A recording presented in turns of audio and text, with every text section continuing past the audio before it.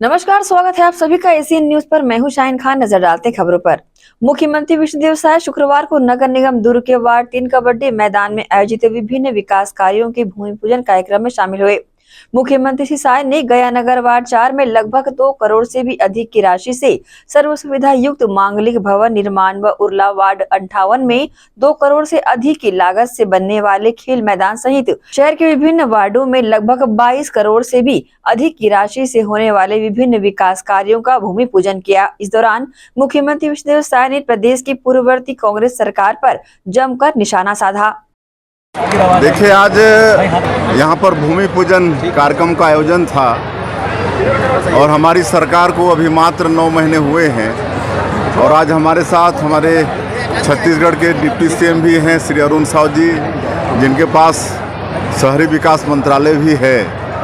और आप सभी लोगों ने सुना है कि 8 महीने में 43 करोड़ की स्वीकृति सिर्फ दुर्ग शहर को मिला है विभिन्न कामों के लिए और 167 काम, और जिसमें से आज 23 करोड़ के काम का भूमि पूजन किए हैं। और आज यहाँ शुभकामना देने आए हैं दुर्ग नगर की जनता को कि उनके आशीर्वाद से हम लोग सरकार में बैठे हैं तो उनके लिए काम हम लोग कर पाएँ।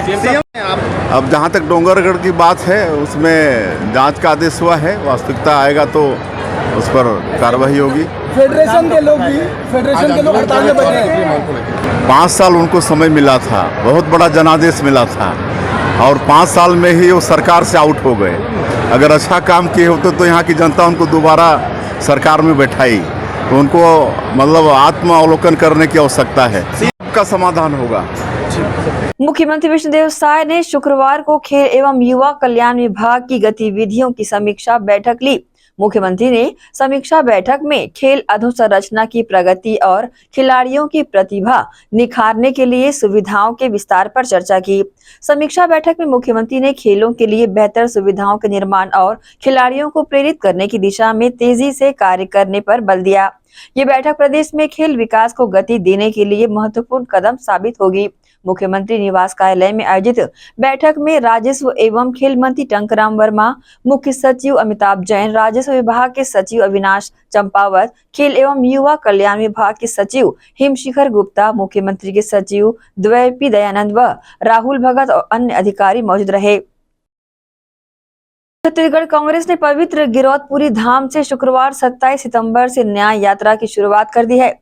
यात्रा की शुरुआत से पहले पीसीसी चीफ दीपक बैज ने कहा कि विद्रोह, स्वाभिमान, बलिदान की भूमि सोनाखान, शहीद वीर नारायण को स्मरण कर एवं परम पूज्य गुरु घासीदास की तपोभूमि गिरौदपुरी धाम में माथा टेक कर छत्तीसगढ़ न्याय यात्रा शुरू हो गई है। उन्होंने आगे ये भी कहा कि यात्रा का उद्देश्य राज्य के लोगों तक मौजूदा सरकार की विफलताओं को पहुंचाना है। यात्रा के उद्देश्यों पर प्रकाश डालते हुए बैज ने कहा कि कांग्रेस यात्रा के जरिए भाजपा सरकार पर हमला करेगी, कानून व्यवस्था और निर्दोषों की गिरफ्तारी जैसे मुद्दे को उठाएगी। साथ ही यात्रा के दौरान बलौदा बाजार हिंसा, आगजनी, अमर गुफा, जैत खाम विवाद, विधायक देवेंद्र यादव की गिरफ्तारी और कवर्धा कांड जैसे संवेदनशील मुद्दों को जनता को बताएगी। अभी से बात करना ठीक नहीं है, लेकिन निश्चित रूप से सरकार डरी हुई है और सरकार कहीं न कहीं घबराई हुई है। हमारा मकसद है छत्तीसगढ़ की जनता की सुरक्षा होना चाहिए, छत्तीसगढ़ में शांति स्थापित होना चाहिए। लेकिन जिस उम्मीद के साथ छत्तीसगढ़ की जनता ने इनको जनादेश दिया, लेकिन उस उम्मीद के साथ ये भी खराब करता नहीं करता।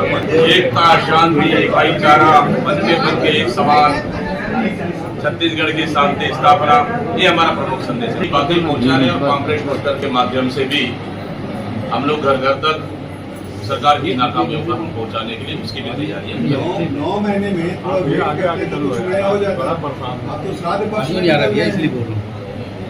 क्या छत्तीसगढ़ जलता रहे, मौतें होती रहे, अन्याय होते रहे, क्या हम देखते रहे? संभव नहीं। वक्त है छोटे से ब्रेक का, जल्द हाजिर होते हैं। आप सब बने रहिए एसीएन न्यूज के साथ। रवि साड़ी एम्पोरियम, जी हाँ, जयपुर की रवि साड़ी एम्पोरियम की साड़ियों की विशाल रेंज और अनेकों वैरायटियां अब दुर्ग शहर में भी उपलब्ध। जयपुर की साड़ियों में chiffon, organza, silk, Kota cotton, Chanderi और जॉर्जेट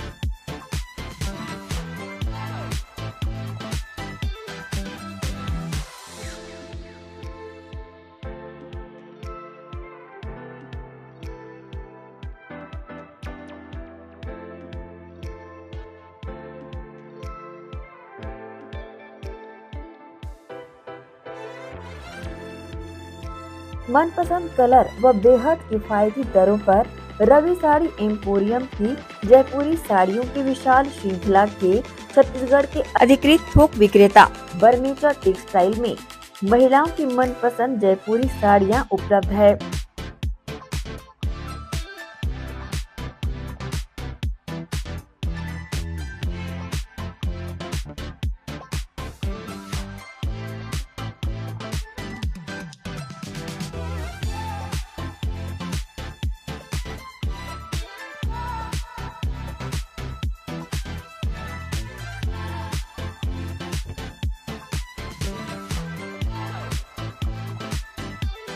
बता दें, केवल व्यापारी व दुकानदार बंधु ही संपर्क करें।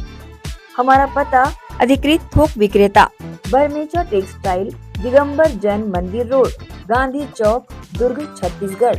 Mobile number 90।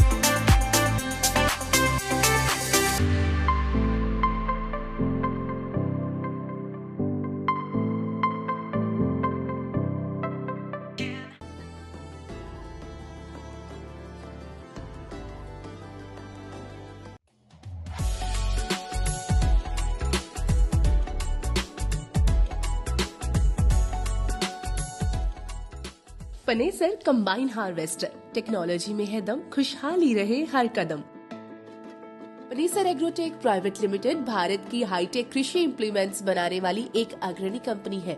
पनेसर एग्रोटेक को विकसित कंपनियों में शुमार करने वाले मुख्य बिंदु है leader in agro sector, world class machinery manufacturing plant, बारीकी से जांची परखी और क्वालिटी पैरामीटर पर खरी हर मशीन, पूरी तरह trained man power, ultra modern technology से तैयार 24 घंटे उपलब्ध ग्राहक सेवा, कंबाइन हार्वेस्टर एवं कृषि इम्प्लीमेंट्स में पूरी रेंज। पंजाब राज्य को एक तरफ भारत का अन्न भंडारण पूरा करने में अग्रणी माना जाता है, तो दूसरी ओर कृषि टेक्नोलॉजी में भी पंजाब नंबर 1 पोजीशन पर रहा है। कंबाइन हार्वेस्टर और कृषि यंत्रों की श्रेणी में पनेसर एग्रोटेक का नाम हर उन्नत किसान बड़ी शान से लेता है। इसका कारण है कि पनेसर कृषि टेक्नोलॉजी के क्षेत्र में हमेशा एक कदम आगे रहता है, क्योंकि इसके पास है special research and development department. हमारे अनुसंधान एवं विकास विभाग में हमारे पास विशेषज्ञों और इंजीनियरों की शीर्ष टीम है, जिन्होंने विभिन्न कृषि उपकरणों में अग्रणी काम किया है। World class manufacturing plant.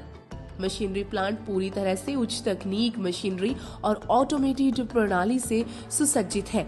हमारे पास इन हाउस CNC मशीनें, VMC मशीनें, शॉर्ट ब्लास्टिंग सेक्शन, विशेष प्रकार के उपकरणों के साथ असेंबली लाइन और न्यूनतम समय में उच्च उत्पादकता वाली क्षमता है। हमारे पास laser plasma cutting machine, hydraulic press और शेयरिंग बैंडिंग मशीनें भी शामिल है, जो मानवीय गलतियों की संभावना को कम करती है और उत्पादन और गुणवत्ता के लेवल को बढ़ाती है। हमारे पास इन हाउस पाउडर कोटिंग सुविधा भी है, जो उत्पाद की गुणवत्ता को बढ़ाती है और एक टिकाऊ मजबूत फिनिश छोड़ती है। हमारी पाउडर कोटिंग लचीलेपन के साथ साथ इंसुलेशन गुण प्रदान करते हुए धूल, नमी और गर्मी से बेहतर सुरक्षा प्रदान करना सुनिश्चित करती है। आइए अब पनेसर कंबाइन की विशेषताओं के बारे में जानते हैं। पनेसर कंबाइन में किसान भाइयों को 8 फीट से लेकर 14 फीट तक हर साइज में कटर बार उपलब्ध है। पनेसर कंबाइन में इंजन की पावर में आप 74 HP से लेकर 133 HP तक कोई भी ऑप्शन ले सकते हैं। पनेसर कृषि यंत्रों के उपयोग से खेतों में आपको प्रति एकड़ अधिक पैदावार मिलेगी। पनेसर कंबाइन की ग्राउंड क्लियरेंस अधिक होने के कारण ये बहुत आसानी से गिरी हुई फसलों की कटाई कर सकती है, जिससे किसान भाइयों को अत्यधिक लाभ मिलेगा। मशीन द्वारा फसल की कटाई के साथ साथ सफाई के लिए आधुनिक तकनीक प्रयोग में लाई गई है, जिससे दानों की सफाई भी आपको बाकी कंपनियों से बेहतर मिलेगी। मशीन में ग्रेन ब्रेकेज ना के बराबर होती है, जिससे दानों का नुकसान बिल्कुल भी नहीं होता। अतिरिक्त वियर एंड टियर से किसान भाइयों को बचाए रखने के लिए पनेसर कंबाइन में ज्यादा घिसाई वाले पार्ट्स उच्च क्वालिटी स्टेनलेस स्टील से निर्मित किए गए हैं। मशीन में उच्च स्तरीय कंप्यूटराइज्ड बैलेंसिंग पार्ट्स यूज किए जाते हैं, जिससे मशीन स्मूथली काम करती है। रात के समय में कंबाइन को आसानी से चलाया जा सके, इसके लिए कटर बार में लेटेस्ट टेक्नोलॉजी का इस्तेमाल किया गया है। पनेसर कंबाइन के स्पेयर्स देश भर में मार्केट में सब जगह आसानी से उपलब्ध है। इसकी ग्राउंड क्लियरेंस बहुत बढ़िया है, जिससे ऊंचे नीचे खेतों में भी आसानी से बढ़िया काम किया जा सकता है। पनेसर एग्रोटेक प्राइवेट लिमिटेड की सभी मशीनें भारत सरकार द्वारा मान्यता प्राप्त हैं। पनेसर एग्रोटेक प्राइवेट लिमिटेड किसान भाइयों के लिए हाई क्वालिटी वाले कृषि इम्प्लीमेंट्स एवं कंबाइन हार्वेस्टर उपलब्ध करवाने के लिए हमेशा वचनबद्ध है। धन्यवाद।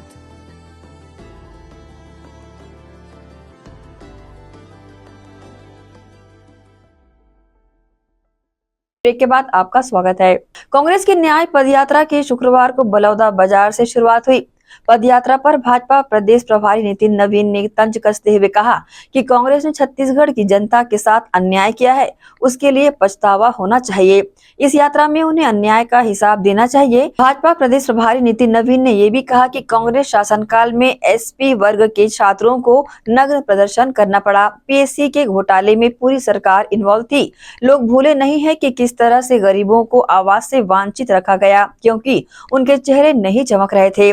पिछली सरकार शराब घोटाले में संलिप्त रही। उन्होंने आगे ये भी कहा कि भगवान के नाम पर महादेव सट्टा ऐप बनाया, जिसमें तत्कालीन सरकार के मुखिया इन्वॉल्व थे।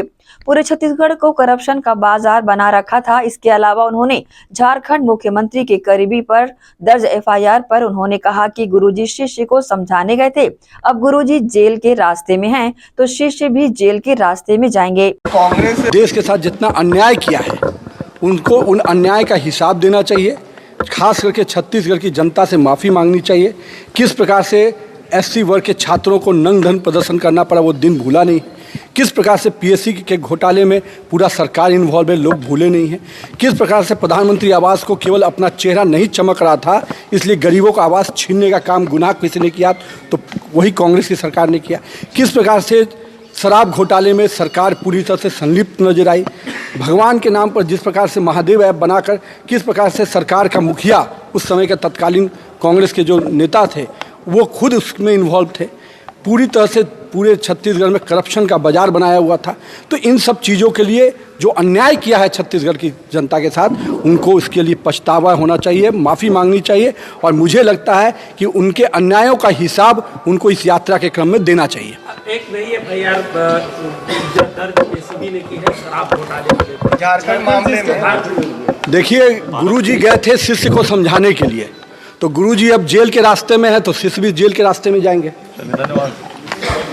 छत्तीसगढ़ कर्मचारी अधिकारी फेडरेशन के बैनर तले धरना प्रदर्शन किया गया, जिसमें कर्मचारियों ने मुख्यमंत्री फंड के लिए चंदा इकट्ठा कर प्रदर्शन किया। इस दौरान सभी अधिकारी और कर्मचारियों ने काम बंद कर कलम बंद हड़ताल का आह्वान किया। छत्तीसगढ़ कर्मचारी अधिकारी फेडरेशन के बैनर तले शुक्रवार को बड़ी संख्या में अधिकारी और कर्मचारियों ने अपनी मांग को लेकर दुर्ग के हिंदी भवन के सामने धरना प्रदर्शन कर काम बंद कलम बंद का आह्वान किया। इसके साथ ही प्रदर्शन स्थल पर मौजूद संगठन के लोगों ने छत्तीसगढ़ के मुख्यमंत्री विष्णुदेव साय के मुख्यमंत्री फंड के लिए चंदा इकट्ठा किया। अनिल भैया जिंदाबाद, जिंदाबाद, जिंदाबाद। हमारे सभी किसान साथी नगर की खालसा के साथ और हमारे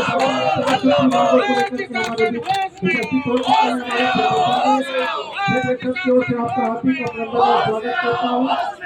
अभी तो ये लड़ाई है, आगे और लड़ाई है। कर्मचारी संघ जिंदाबाद, जिंदाबाद, जिंदाबाद। भारतीय मजदूर संघ अमर रहे, अमर रहे।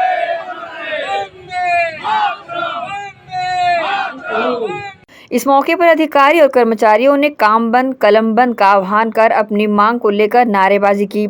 इस दौरान दुर्ग नगर निगम के अधिकारी और कर्मचारियों ने भी दुर्ग निगम से रैली निकालकर प्रदर्शन किया और स्थल पर पहुंचकर समर्थन किया। उपस्थित है बड़े भैया अभी राव जी, एक बार जोरदार तालियों गड़गड़ाहट इनका स्वागत सम्मान करें, ताली बजती रही। धन्यवाद। छोटे भैया विजय लहरे जी, आदरणीय। जय भारत, जय छत्तीसगढ़। बहुत बहुत धन्यवाद। एक बार जोरदार तालियों की गड़गड़ाहट बजती रहे हमारे अनिल भैया के लिए। और हमारे बीच में स्वास्थ्य बहुउद्देशीय कर्मचारी संघ के कार्यवाहक प्रदेश अध्यक्ष हैं और पूरे टीम का के साथ यहाँ पर उपस्थित है, जिनको हम और कर्मचारियों को साथ में लेके चल रहे हैं। तो हम उसी सरलता और सहजता के साथ आपसे आग्रह करते हैं कि आप बड़ी सरलता और सहजता के साथ हमारी जो एक सूत्री मांग है 4% महंगाई भत्ता, उसे प्रदान कर दिया जाए, अन्यथा उसी सरलता और सहजता के साथ आपको। इस दौरान धरना प्रदर्शन में पहुंचे सभी विभागों से जुड़े अधिकारियों और कर्मचारियों ने प्रदर्शन में जमकर नारेबाजी की और कहा कि मांगे पूरी नहीं की गई तो छत्तीसगढ़ कर्मचारी संगठन के बैनर तले प्रदेश के अधिकारी कर्मचारी, कार्यभारित दैनिक वृत्ति, महिला बाल विकास, नगर पालिका एवं श्रमिकों का प्रांतव्यापी संगठन सभी काम बंद कलम बंद कर आंदोलन करेंगे। इस संबंध में संगठन के पदाधिकारियों ने प्रतिक्रिया दी। डिस्ट्रिक्ट हॉस्पिटल दुर्ग में पोस्टेड हूँ, जिलाध्यक्ष सीडा और बहुउद्देशीय स्वास्थ्य कर्मचारी संघ की भी जिलाध्यक्ष हूँ। मैं सरकार से बस इतना ही अनुरोध करना चाहती हूँ कि हमारा जो डीए है और जो एरियस है, जो कि हमारा हक है, वो जल्द से जल्द दिया जाए, क्योंकि हम लोग कुछ दूसरी चीज़ें नहीं मांग रही। तो हमारा हक है, हम लोग खुद मतलब हमारी मेहनत की कमाई है ना, जब वो सब कुछ दे रहे हैं, किसानों को दे रहे हैं, गृहिणियों को दे रहे हैं, तो हमने उनका क्या बिगाड़ा है। इसलिए हम चाहते हैं कि जल्दी से जल्दी वो दिया जाए। और मुझे लग रहा है कि छत्तीसगढ़ ऐसा पहला राज्य है जहाँ पे हम लोग को एरियस के लिए और डीए के लिए भीख मांगना पड़ रहा है। और ऐसा देखिए, हम लोग तो सारे स्वास्थ्य विभाग वाले हैं, तो हम लोग पूरे तरह से तो बंद नहीं कर सकते, हमारी इमरजेंसी सेवाएं चालू है और बाकी हम लोग सारे लोग हड़ताल पे हैं, क्योंकि मरीज की जान का सवाल होता है। तो हम लोग उस चीज़ को भी ध्यान रख रहे हैं कि मरीज के साथ कोई नुकसान ना हो। तो हमारे जो दूसरे साथी लोग हैं जो इमरजेंसी जिनकी ड्यूटी है, उन लोग कर रहे हैं, बाकी हम सारे लोग स्ट्राइक में हैं। सरकार से हम सिर्फ यही मांग कर रहे हैं कि जिस प्रकार केंद्र सरकार ने 4% महंगाई भत्ता केंद्रीय कर्मचारी को दिया है, जारी किया है, उसी आधार पर राज्य सरकार के छत्तीसगढ़ के कर्मचारियों को भी 4% महंगाई भत्ता दिया जाए। और हमेशा देखने में आया कि जितनी राज्य सरकारें होती है, कर्मचारियों के हितों के साथ अनदेखी करती है और उसका परिणाम उन्हें भुगतना पड़ता है। हम साय सरकार से आग्रह करते हैं कि वे कर्मचारी हितों की अनदेखी ना करें और वित्त मंत्री आदरणीय ओपी चौधरी जी से भी आग्रह करते हैं कि इस सरकार में जोगी सरकार के समय जो वित्त मंत्री थे रामचंद्र सिंहदेव जी, उसके बाद से जितने वित्त मंत्री आए हैं, उन्होंने कर्मचारी हित में कोई काम नहीं किया है। तो हम और जिसके कारण कर्मचारी हमेशा आर्थिक रूप से परेशान होते रहे हैं। तो अभी माननीय विष्णुदेव साय जी और ओपी चौधरी से आग्रह करते हैं कि वे अपने बजट में, आपके पास बजट पर्याप्त है, बस कर्मचारी हितों का ध्यान रखें और 4% जो महंगाई भत्ते की मांगों को लेकर के आज कर्मचारी सड़क पे उतर के आए हैं, तो राज्य सरकार को सोचना चाहिए कि यदि कर्मचारी खुश होते तो वे सड़क पर नहीं आते। कहीं ना कहीं कर्मचारी दुखी है, इसलिए सड़क पर आए हैं और ये आंदोलन का विस्तार ना हो, इसलिए कर्मचारी हित को ध्यान में रखते हुए जल्दी से जल्दी कर्मचारी हित की जो है मांगे पूरी की जाए। और यदि मांगे पूरी नहीं की जाती है तो आने वाले समय में अनिश्चितकालीन आंदोलन सारे कर्मचारी मिलकर के करेंगे, ये हमारी मांग है और घोषणा भी है। हम लोग मांग नहीं कर रहे हैं साहब, हम लोग तो सरकार को याद दिला रहे हैं कि जब सरकार बनने के पहले मोदी सरकार की गारंटी के नाम से हमारे कर्मचारियों की विभिन्न मांगों को अपने घोषणा पत्र मिले थे।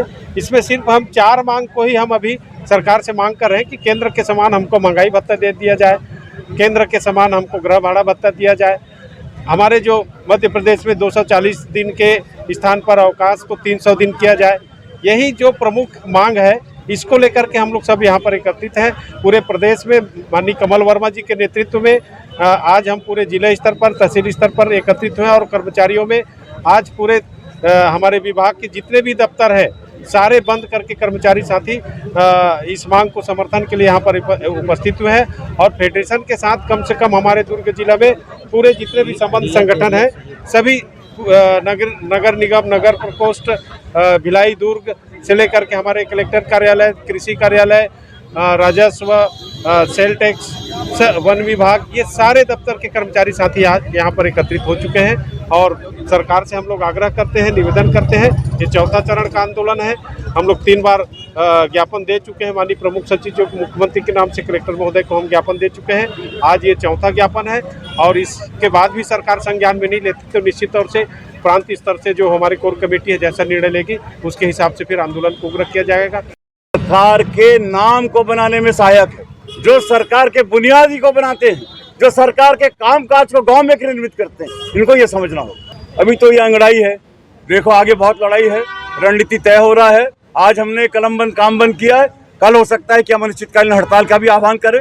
हम सारे स्थिति को हम जानते हैं। हम ये कहते हैं कि सरकार को कर्मचारियों के साथ संतुलन बनाना चाहिए। उनका भी घर परिवार है, कर्मचारियों का परिवार है, कर्मचारियों की भी आवश्यकता है। बस हम इतना कहना चाहते हैं। देखो सरकार ने हमारे बहुत सारे पैसे रोक के रखे। हम ये कह रहे हैं कि कर्मचारियों के पास जो पैसा बचा है वो पैसा वो दान दे रहा है अपने संघर्ष के ऐलान के नाम से। हमारा एक कर्मचारी एक दान और लंबा संघर्ष का ऐलान वो कर रहा है। हम एक प्रकार से कहें कि मुख्यमंत्री जी कहते हैं कि हमारे कोष में पैसा नहीं है। हम ये बताना चाहते हैं कि अगर आपके पास में कोष में पैसा नहीं है तो हमारा पूरा कर्मचारी प्रदेश में चंदा करके आपको पैसा देगा ताकि आप अपना सरकार चला सको। हम अपनी बात कभी भी कर रहे हैं। मैं आपके चैनल के माध्यम से बताना चाहता हूं कि प्रदेश के 33 जिलों में 146 विकासखंडों में हमारे कर्मचारी अधिकारी मोदी की गारंटी लागू नहीं होने के कारण अपना आक्रोश व्यक्त कर रहे हैं। आज ये कलम बंद काम बंद हड़ताल उसी का एक प्रतीकात्मक संघर्ष का ऐलान है। अब मुख्यमंत्री जी को समझना चाहिए कि वो आज उनका आगमन यहाँ पर है और हमारे उनके जो कर्मचारी हैं वो हमारे मुखिया हैं और वो सब सड़क पे बैठे हैं। हम तो ये आपके माध्यम से अपील करना चाहते हैं कि माननीय मुख्यमंत्री जी हमारे पंडाल में आए और अपने कर्मचारियों को। एसीएन न्यूज के लिए दुर्ग से नसीम फारूकी की रिपोर्ट। अंबिकापुर में मैनपाट के ग्राम पंचायत परपटिया हर्रा ठोड़ी निवासी 3 वर्षीय एक बालक का ठोड़ी टिकरा स्थित आंगनबाड़ी केंद्र में टीकाकरण किया गया था। परिजन का कहना था कि रात में उसे बुखार आया और उसकी मौत हो गई। इस मामले में प्रदेश के पूर्व डिप्टी सीएम टीएस सिंहदेव ने भी अपनी प्रतिक्रिया देते हुए कहा कि एक दुर्भाग्यपूर्ण जानकारी सामने आई है कि मैनपाट के ग्राम परपटिया के एक आंगनबाड़ी केंद्र में टीकाकरण के बाद बच्चे को बुखार आया और उसकी मौत हो गई।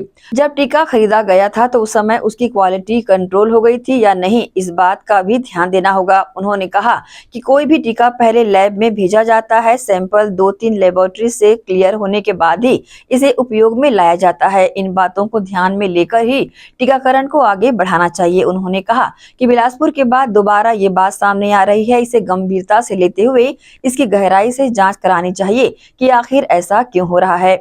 ये दुर्भाग्यपूर्ण जानकारी आई है कि मैनपाट में ग्राम परपटिया के एक आंगनबाड़ी केंद्र में जहां नियमित टीकाकरण हुआ वहाँ माता पिता ने बताया कि टीका लगने के बाद में बच्चे को बुखार आया और उसके बाद बच्चे की मृत्यु हो गई।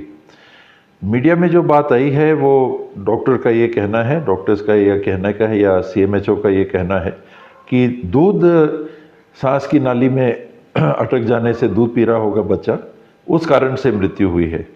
तो ये मेरे लिए कहना कठिन है बिना पूरे तथ्य के, लेकिन अगर बुखार आया तो ये अपने आप में ये बात दर्शाता है कि टीका के बाद कोई ना कोई रिएक्शन हुआ और टीका लगने के बाद ही बच्चे की मृत्यु हुई। इसमें जो भी दवाई का इस्तेमाल किया गया है टीकाकरण में, उन बैच की सारी दवाइयों को फिलहाल रोक लेना चाहिए।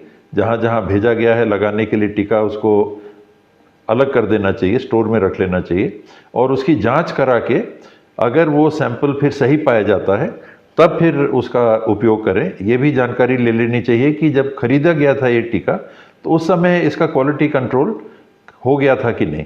ये लैब में भेजा जाता है, सारी दवाइयाँ भेजी जाती हैं और सैंपल जब क्लियर होके आता है, 2-3 लैबोरेटरीज में भेजा जाता है, तब फिर उसको उपयोग में लाया जाता है। तो इन बातों को ध्यान में देकर ही टीकाकरण आगे बढ़ाना चाहिए। बिलासपुर के बाद दोबारा आंगनबाड़ी में ये बात आ रही है, तो गंभीरता से लेते हुए इसकी गहराई से जांच करनी चाहिए कि आखिर कारण क्या है, ऐसा क्यों हो रहा है। वक्त है एक और छोटे से ब्रेक का, जल्द हाजिर होते हैं। आप सब बने रहिए एसीएन न्यूज के साथ।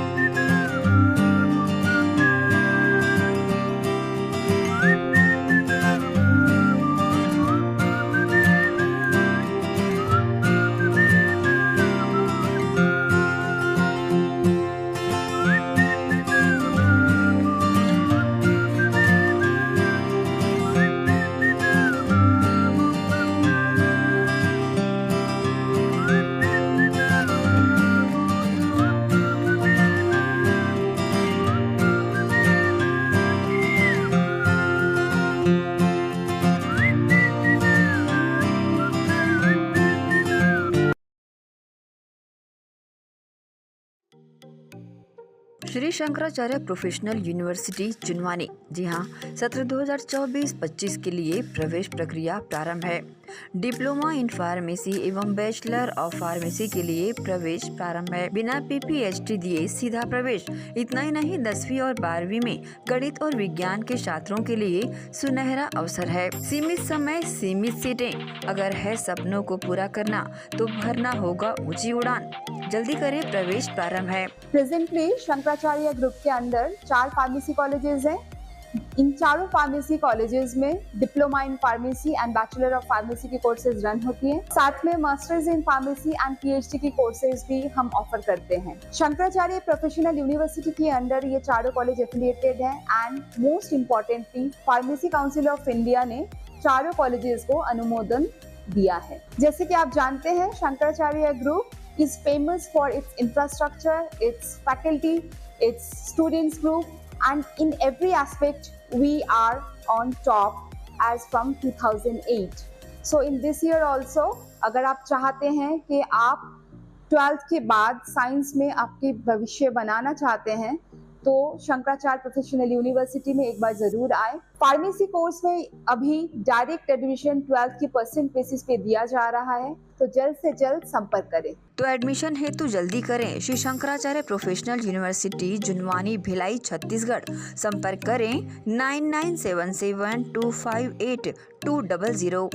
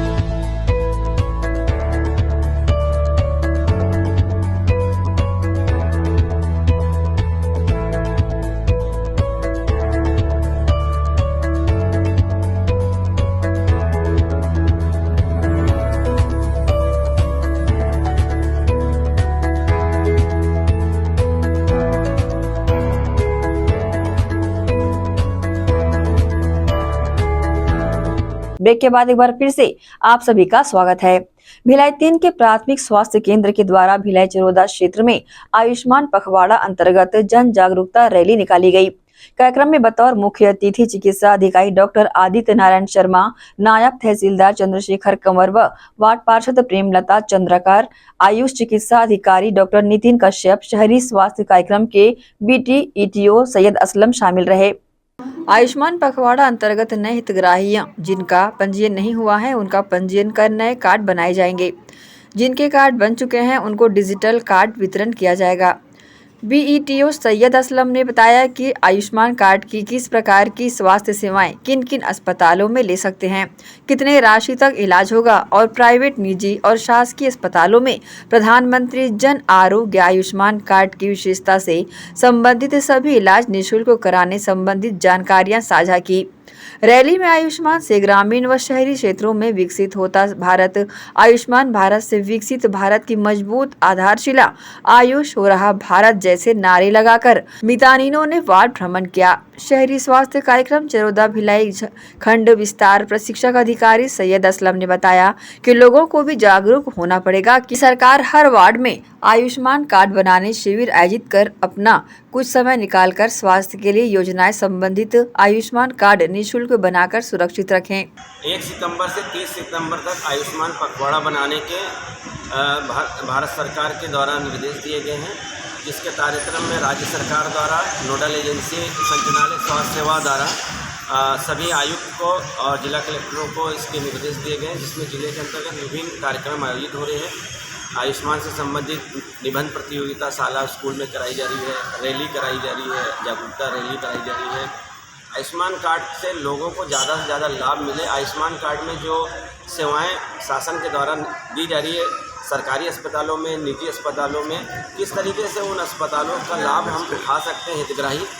इसके माध्यम से हमारा स्वास्थ्य विभाग जिन लोगों के कार्ड नहीं बने उन लोगों के नवीन पंजीयन कर रहे हैं और जिन लोगों के कार्ड बन गए हैं उनको डिजिटल कार्ड वितरण कर रहे हैं। भारत सरकार और छत्तीसगढ़ सरकार की इस योजना का ज़्यादा से ज़्यादा लोग लाभ ले सकें, इसके लिए जन जागरूकता रैली कर रहे हैं। इसलिए जनता से भी अपील है, अब इसमें 70 वर्ष से ऊपर के आयु के लोगों को भी जोड़ दिया गया है, ताकि अपने घर के हर सदस्य का आयुष्मान कार्ड बना लें। वक्त ज़रूरत जब भी कोई घर का आदमी बीमार हो तो ऐसा होता है, जब कार्ड नहीं रहता तो फिर वो उसके भुगतान के लिए परेशान होते हैं। तो अब इन कार्ड के माध्यम से 5 लाख रुपए राशि तक का इलाज किया जाना है, तो उसका लाभ ज़्यादा से ज़्यादा लोगों को मिले। इसलिए इस शिविरों के माध्यम से हर वार्ड में शिविर भी लगाए जा रहे हैं, निगम के कर्मचारी, स्वास्थ्य विभाग के कर्मचारी, मितानी, आंगनबाड़ी कार्यकर्ता, ताकि लोग हर व्यक्ति आसानी से सरलता से अपने कार्ड को बना लें। इस मौके पर प्राथमिक स्वास्थ्य केंद्र भिलाई 3 के अधिकारी कर्मचारियों सहित मितानिन यहां पर बड़ी संख्या में शामिल रही और कार्यक्रम में सहभागिता निभाई। एसीएन न्यूज के लिए शैलेंद्र खरे की रिपोर्ट। नारायणपुर पुलिस के संयुक्त नक्सल विरोधी माड़ बचाव अभियान में सुरक्षा बलों को बड़ी सफलता मिली है। जिला नारायणपुर के अबुझमाड़ क्षेत्र अंतर्गत परादी के जंगल में माड़ डिवीजन के साथ हुई पुलिस नक्सली मुठभेड़ में DKS, JDS, DVCM सहित 3 हथियारबंद सीनियर कैडर माओवादी ढेर हुए हैं। पुलिस महानिरीक्षक बस्तर रेंज सुंदरराज P ने बताया कि माओवादियों की उपस्थिति की सूचना पर संयुक्त बल को रवाना किया गया था। माड़ डिवीजन क्षेत्र अंतर्गत जिला नारायणपुर महाराष्ट्र सीमावर्ती क्षेत्र परादी के जंगल में माओवादियों द्वारा अंधाधुंध फायरिंग की गई। आत्मसुरक्षा बलों द्वारा मौके पर पोजीशन लेकर जवाबी फायरिंग की गई। खुद को घिरता देखकर नक्सली जान बचाकर घने जंगलों व पहाड़ियों की आड़ लेकर भाग निकले। फायरिंग बंद होने पर घटनास्थल के अलग अलग स्थानों से 2 पुरुष 1 महिला कुल 3 सशस्त्र वर्दीधारी माओवादियों का शव बरामद किया गया है। बस्तर के आईजी सुंदरराज P ने आगे ये भी कहा कि महाराष्ट्र से सटे सीमावर्ती इलाके में DRG Narayanpur, DRG Dantewada, DRG Kondagaon, STF, BSF और ITBP की संयुक्त टीम को अबुझमाड़ के इलाकों में भेजा गया था। 23 सितंबर की शाम से ही नक्सलियों और सुरक्षा बलों के बीच मुठभेड़ चल रही थी। सर्चिंग के दौरान नक्सलियों के 3 शव बरामद किए गए, साथ ही 1 AK-47, 2 SLR और 1 AK-47, 2 SLR और अन्य हथियार और गोला बारूद भी बरामद किए गए। छत्तीसगढ़ और महाराष्ट्र के सीमावर्ती अबुझमाड़ क्षेत्र में माओवादियों की उपस्थिति के सूचना के आधार पर DRG Narayanpur, DRG Dantewada, DRG Kondagaon, STF तथा BSF, ITBP के संयुक्त बल अभियान के लिए अबुझमाड़ क्षेत्र अंतर्गत बालेबेड़ा और बरौदी इलाके में रवाना किए गए थे। दिनांक 23 तारीख को शाम से लेकर अनेक बार माओवादियों और सुरक्षा बल के बीच मुठभेड़ हुई। मुठभेड़ के पश्चात इलाके के सर्चिंग के दौरान 3 वर्दीधारी माओवादियों की डेड बॉडी रिकवर की गई, जिसके शिनाख्ती DKSLC मेंबर रूपेश जो मूलतः रहने वाला गढ़चिरौली महाराष्ट्र का, 1 DVCM जगदीश जो मूलतः रहने वाला बालाघाट मध्य प्रदेश और 1 PPCM सरिता के रूप में हुआ है। और वेपन के हिसाब से 1 AK-47, 2 SLR एक इंसास और काफी बड़ी मात्रा में 303 और अन्य आर्म्स एम्युनिशन भी मुठभेड़ स्थल से रिकवर किए गए थे। और वर्ष 2024 में देखा जाए तो अब तक कुल 157 माओवादियों के डेड बॉडी रिकवर किए गए थे। उनमें से खासतौर पर 10 माओवादी का ऐसा है जो दूसरा राज्य का रहने वाला, जो सीनियर का DKSFC लेवल से लेकर DVCM और ACM लेवल का, इस प्रकार काफी बड़ी संख्या में जो माओवादी के डेड बॉडी वर्ष 2024 में रिकवर किए गए थे। और माओवादी का भी बैकफुट में है और आने वाले समय में हमारा कोशिश रहेगा मतलब माओवादी संगठन का और प्रभावी रूप से कार्रवाई करके उनका गतिविधि को समाप्त करने का हमारा कोशिश रहेगा। सर, कितने घंटे ये ऑपरेशन चला रहा है और वहाँ पर कितने संख्या में माओवादी मौजूद रहे हैं? जो आबुझमाड़ क्षेत्र माओवादी के लिए सुरक्षित इलाका माना जाता है, उसमें सीनियर माओवादी कार्यकर्ता कई डेरा लगातार मिलते रहते हैं। इस अभियान लगभग 124 घंटे से अधिक समय में STF, DRG, सभी BSF, ITBP सब मिलकर संचालित किए गए थे।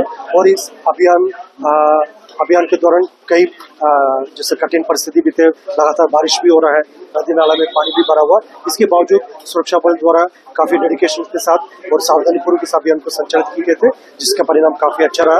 और आने वाले समय में हमारा कोशिश रहेगा माओवादी खिलाफ और प्रभावी रूप से हम कार्रवाई करने का।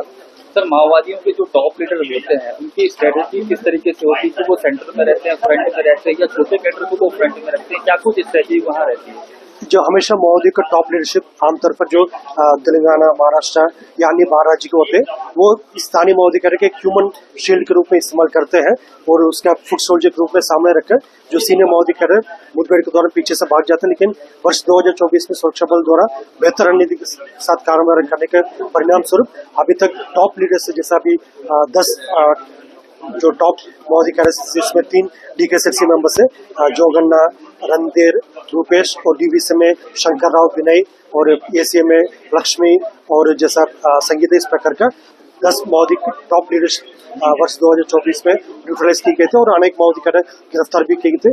इस प्रकार माओवादियों का जो बाहर माओवादी द्वारा लगातार स्थानीय माओवादी का एक ह्यूमन शील्ड के रूप में इस्तेमाल करने वाला काम अभी विफल होते जा रहा है और इस बात को लोकल माओवादी कैडर समझ भी लिया, इसलिए उनकी खिलाफत भी करना शुरू कर दिया। सर, आगे भी क्या इस तरीके का ऑपरेशन जो वो लगातार जारी रहेगा? नक्सल विरोधी अभियान अभी नियमित रूप से निरंतर चल रहा है, न सिर्फ आबुझमाड़ क्षेत्र में, अन्य इलाका में भी, जैसा उत्तर बस्तर नेशनल पार्क एरिया, दक्षिण बस्तर इलाका और सीमावर्ती इलाका में भी लगातार अभियान संचालित है। मानसून की अवधि में भी हमारा अभियान रुका नहीं है, उसके परिणाम काफी सकारात्मक रहा और आने वाले समय में और योजनाबद्ध तरीके से हम कार्रवाई करेंगे। सक्ती जिले की पुलिस ने एक बड़े अपहरण मामले में सफलता हासिल करते हुए यूपी के मेरठ से अपहृत नाबालिग को अपहरणकर्ताओं के चंगुल से छुड़ा लिया। पुलिस ने इस किडनैपिंग में शामिल यूपी के 5 अपहरणकर्ताओं को गिरफ्तार किया है, जो बच्चों को ट्रेन से किडनैप कर उनकी तस्करी किया करते थे। सक्ती जिले के ग्राम डोमाडी हसौद निवासी जगदीश केवट ने थाना हसौद में रिपोर्ट दर्ज कराई थी कि उसका 16 वर्षीय बेटा 15 सितंबर 2024 को अपने बड़े भाई जयश्री केवट के साथ उत्कल एक्सप्रेस से हरिद्वार जा रहा था। यात्रा के दौरान मेरठ के पास 4 अज्ञात व्यक्ति ट्रेन में चढ़े। जब ट्रेन सकौती स्टेशन पर धीमी हुई तो उन लोगों ने उसके छोटे बेटे को जबरन उतारकर अपहरण कर लिया। SP अंकिता शर्मा के नेतृत्व में हसौद पुलिस ने मेरठ में अपहरण हुए नाबालिग बालक को यूपी पुलिस की मदद से बदमाशों के चंगुल से छुड़ाकर नाबालिग का अपहरण कर बेचने और खरीदने वाले 5 बदमाशों को भी गिरफ्तार कर लिया है। मामले की जानकारी SP अंकिता शर्मा ने दी है। पुलिस को सोशल मीडिया के माध्यम से सूचना मिली थी कि एक हसौद का रहने वाला बालक जो कि मेरठ में अपने बड़े भाई के साथ ट्रेन से जा रहा था, उसे मेरठ के आगे सकौती रेलवे स्टेशन में 4 अपहरणकर्ताओं के द्वारा उतार लिया गया है। और सोशल मीडिया के माध्यम से सूचना मिलने पर हमने जयश्री केवट जो उसके भाई था उसको कॉल किया और उनसे पता चला कि इस प्रकार का घटनाक्रम है कि मेरठ के आगे सकौती स्टेशन में उसके भाई को 4 अज्ञात लोगों ने उतार लिया है। उसके बाद हमें जब ये सूचना मिली तो ये बताया गया कि इसमें FIR कायम नहीं हुआ है, तो थाना हसौद द्वारा 0 पर इसमें FIR कायम किया गया 21 तारीख को। और साथ ही हमने सक्ती से एक टीम निकाली, ASI और एक हेड कांस्टेबल 2 कांस्टेबल के अधीनस्थ, और 0 पे FIR कायम करने के बाद वहाँ जो GRP के प्रभारी ADG साहब हैं उनसे वार्तालाप करके ये निर्णय हुआ कि उनको मेल के माध्यम से 0 FIR की एक प्रति भेजी जाए, जिसके ऊपर से उन्होंने FIR लॉन्च किया GRP मेरठ ने। और उस FIR के बाद तफ्तीश स्टार्ट हुई। हमारी टीम भी वहाँ पहुँच चुकी थी और जब हमारी टीम वहाँ पे पहुँची तो मेरठ पुलिस और जीआरपी तीनों की संयुक्त टीम के द्वारा तकरीबन रेलवे स्टेशन से 100 किलोमीटर की दूरी तक के फुटेजेस चेक किए गए, पर फुटेज के आधार पर ऐसी कोई भी चीज़ सामने नहीं आ पाई। तो रणनीति के तहत ये तय किया गया कि उसका भाई जो है, क्योंकि उसने आरोपी को देखा था, तो उसे रेलवे स्टेशन में खड़ा कराया गया भेष बदल करके, और ये कहा गया कि अगर वो व्यक्ति दिखता है कोई भी अपहरण करता तो उसको शिनाख्त किया जाए। और जब वो दोबारा ही इस घटना को अंजाम देने का प्रयास कर रहे थे तो उसके भाई ने उसमें से एक आरोपी को पहचान लिया और दौड़ाकर पुलिस द्वारा पकड़ा गया। उसके बाद उससे पूछताछ में ये पता चला कि 4 अन्य आरोपी हैं जो कि दूसरी जगह में रहते हैं। उनसे पूछताछ पर यह पता चला कि ये बच्चे को सकौती रेलवे स्टेशन के पास उतार करके पास के एक गांव में इसे ह्यूमन ट्रैफिकिंग करके फार्मिंग के लिए छोड़ दिया गया था। वहाँ पे ऐसा पता चला है कि इस सीज़न में और भी कई बच्चों का इस प्रकार से अपहरण हुआ था ट्रेन से। जो भोले भाले बच्चे हैं उन्हें ट्रेन से उतारा गया था और उसके बाद उन्हें वहाँ पे लेबर के तौर पे खेती करवाने के लिए मजदूर बना करके रखा गया था। तो वहाँ से बच्चे को बरामद किया गया। बरामद करने के बाद जो अन्य आरोपी हैं इसमें उन्हें पकड़ा गया। तो कुल 5 आरोपियों को पकड़ा गया। आरोपियों के द्वारा पूछताछ करने पर यह बताया गया कि वो मेरठ के आसपास आकर के इस प्रकार की घटना की रणनीति बनाते हैं, उस रेलवे स्टेशन से चढ़ते हैं और अलग अलग लोगों को टारगेट करते हैं, उनसे पूछताछ करते हैं। और अगर उन्हें ऐसा लगता है कि कोई व्यक्ति भोला भाला है या कोई शांत प्रदेश का है तो उसे वो लोग टारगेट करते हैं। और अगला जो सकौती रेलवे स्टेशन है वहाँ पर उसके 2 अन्य साथी बाइक में उनका इंतज़ार पहले से कर रहे होते हैं और वो बाइक वाले लोग जब सकौती रेलवे स्टेशन में इनको उतारा जाता है तो वो बाइक में बैठा के उन्हें दूसरी तरफ ले जाते हैं। हम पूरी जांच में ये पाया गया कि ये एक प्रकार का गैंग है जो कि सक्रिय है। और एक बहुत अच्छी बात छत्तीसगढ़ पुलिस के द्वारा ये पहचान में आई कि इसके अलावा अन्य बच्चों का भी इस प्रकार से अपहरण किया गया था जो कि अज्ञात थे। और इस जांच में ये पाया गया कि और ऐसे 3-4 प्रकरण थे जिनमें कोई कार्रवाई नहीं की गई थी और इस घटना के बाद उनमें भी कार्रवाई की गई और पूरे इस रैकेट का भांडाफोड़ किया गया। इसमें 4 लोग जो उस गैंग के सदस्य उन्हें अरेस्ट किया गया और वो जो ठेकेदार जो वहाँ पे इन बच्चों की खरीदी करता था उसे भी अरेस्ट किया गया। और आप सभी के माध्यम से एक निवेदन मैं करना चाहूँगी, जो ट्रेन में ट्रैवल करने का गोल्डन रूल होता है जो हम सभी को हमारे माता पिता बचपन से सिखाते हैं कि ट्रेन में अजनबी लोगों से वार्तालाप ना करें। कोई भी अज्ञात व्यक्ति अगर आपको कोई चीज़ खाने की देता है तो उसे आप ना खाएं और इस प्रकार से अपनी पहचान या अपने ज़िले अपने राज्य का नाम उन्हें ना बताएं, क्योंकि आरोपियों के द्वारा ये बताया गया कि वो कोशिश करते हैं कि झारखंड छत्तीसगढ़ इस तरीके के लोगों को टारगेट करें क्योंकि ये भोले होते हैं और जल्दी बातों में आ जाते हैं। तो जब उसके भाई से मैंने पूछा था तो उसने बताया कि और अन्य लोगों से भी इस प्रकार की उसने चर्चा की आरोपी ने, पर वो उसको डांट के भगा दिया और ये लोग अपना पूरा पहचान बता दिए कि हम यहाँ से हैं और हम ये हैं और हम यहाँ जा रहे हैं। तो इस वजह से घटना को अंजाम दिया गया। तो कृपया ट्रेन में जब आप ट्रैवल करते हैं तो किसी भी अजनबी व्यक्ति से बातचीत ना करें और किसी भी अनजान व्यक्ति के द्वारा दी हुई कोई चीज़ को ना खाएं। और कभी आपको किसी पे शक होता है तो आपके परिजन जो दूर दराज में बैठे होते हैं, आजकल सभी के पास मोबाइल है, तो एक मैसेज कर दें या कुछ फ़ोटो भेज दें या ऐसा कोई वीडियो बना दें जिससे कभी भगवान ना करे ऐसी कोई घटना हो तो उसको घटना होने से। इसी के साथ ही आप चलेंगे इजाजत। आप सब बने रहिए एसीएन न्यूज़ के साथ। नमस्कार।